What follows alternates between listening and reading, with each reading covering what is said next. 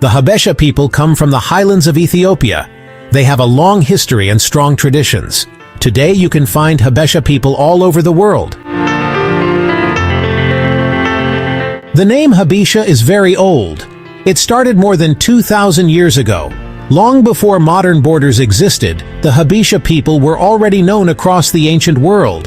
Egyptians, Greeks, and Romans wrote about them, not as strangers, but as a powerful civilization. The Greeks called them Ethiopes, people with burned faces, and saw them as noble and godlike. Roman traders sailed the Red Sea to reach Aksum, describing a land rich with gold, ivory, and faith. Even Egyptian hieroglyphs mention the land of Punt, believed by many to be the early homeland of the Habesha. These weren't just mentions, they were recognitions of a people with influence, culture, and deep respect in the ancient world. They lived between the Red Sea and the highlands of Africa. These people built the city of Axum, a strong and famous empire. They made their own gold coins, carved their own script, and spoke Ge'ez, a sacred language still chanted in churches today. The Habesha people adopted Christianity in the 4th century, long before most of Europe. Axum became one of the first Christian kingdoms in the world.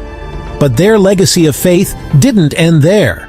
When Prophet Muhammad faced persecution in Mecca, he told his early followers to flee to the land of the Habesha, where they would be safe under a just and righteous king. The Aksumite king, often called Al-Najashi, welcomed the Muslims with open arms. He gave them protection, dignity, and peace. And because of that, the Prophet said the Habesha were a people of truth and justice. So while Axum was building churches, they were also protecting the first Muslims, making the Habesha land one of the few places in the world where Christianity and Islam were respected side by side from the very beginning. Axum was a real place. It was a strong and important kingdom long ago. Axum traded with big countries like Rome, Persia, and India. People from many places met there. The people who lived there were called Habeshat. Others respected and sometimes feared them. Habesha is not just a name. It shows a long history and strong culture that has lasted for many years. Today, many people in Ethiopia and Eritrea call themselves Habesha. This includes Amhara, Tigrayans, Tigrinya, and some other group. It means you are part of a group. Habesha is not one tribe or one race. It's a group of people who share a deep and ancient culture. They're connected by faith, family values, food, fashion, and a sense of respect and tradition.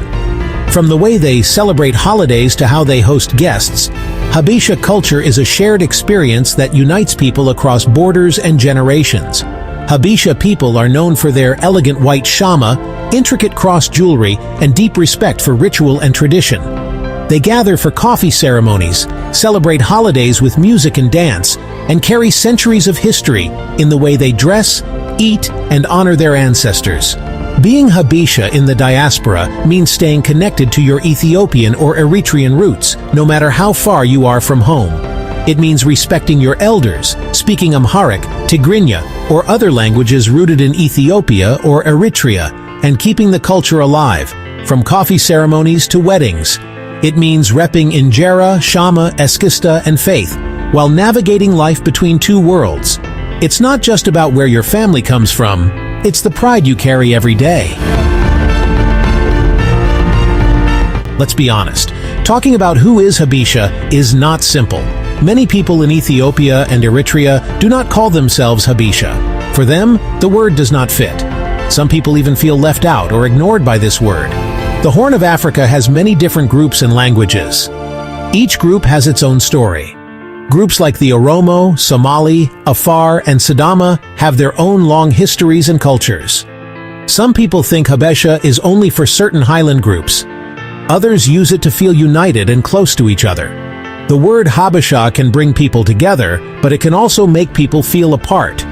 For some, Habesha means being proud of old traditions and history. For others, it means feeling left out.